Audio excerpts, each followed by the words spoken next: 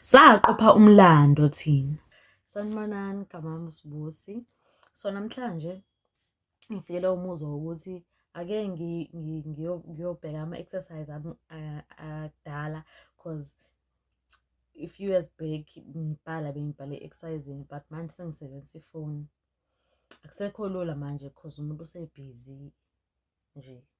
Asikho isikhathi sokuthi ifoni iyona ehlezi iseduze. So le poem le engizoyifunda ayinaso isihloko, ngayibhala 23 May 2020. Yazi anginaso ngisho isiyenza sense manje ukuthi kahle kahle ngiyayikhuluma ngani, but at that time for all these years bengazi futhi sengize ngayikhohlwa. So yeah, it's quite interesting mangibuka ngifunda la umsebenzi wami waseminyakeni edlule ko-2017, 2016 ukuthi yebo umuntu osami yakhula akufani ekubhaleni, ngisho uyakhula ekubhaleni. So ngizofunda le nkondlo lena ayinaso isihloko, ngayibhala mhla 23 May 2020. Ithi, hamba mnyaka, thina bocala kaliboli asikakakhohlwa. Izindlebe zethu zingcolise okwezinhliziyo zethu ezimafindofindo. Zasengwa zimithi, nanamuhla lowo mculo usengowamagagu awuhlukani nezindlebe zethu. Safaniswa namahlala khona, sihleli khona kunjalo ubuhlungu bukhona. Sibizwa ngophuma silwe bengezwa ncazelo.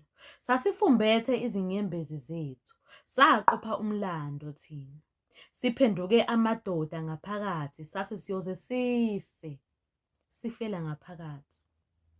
Iqiniso lalesibalekela masibiza ulimi, lithi izwi sizobatshelwa masibatshela.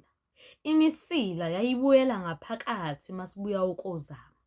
Siziduduze ngethawula esasingakalilahli. Sisule izinyembezi, lisekhona elinye ilanga. Ngizonda lezo zindunduma ezazikucindazela. Zisihlala phansi, le ndaba ayikapheli. Zaze ngifunza izimpuphutho ngivaleka amehlo ngingaqondile.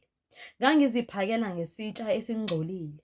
Ukudla kwenduku, nhliziyo uyazi, sasishawa nawe, mina, nawe, sasinawe. Hamba mnyaka, thina bocala kaliboli asikakhohlwa.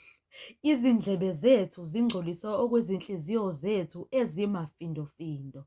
Zasengwa zimithi, nanamuhla lowo mculo usengowamagagu awuhlukani nezindlebe zethu. Celeni ngipheni isihloko ke.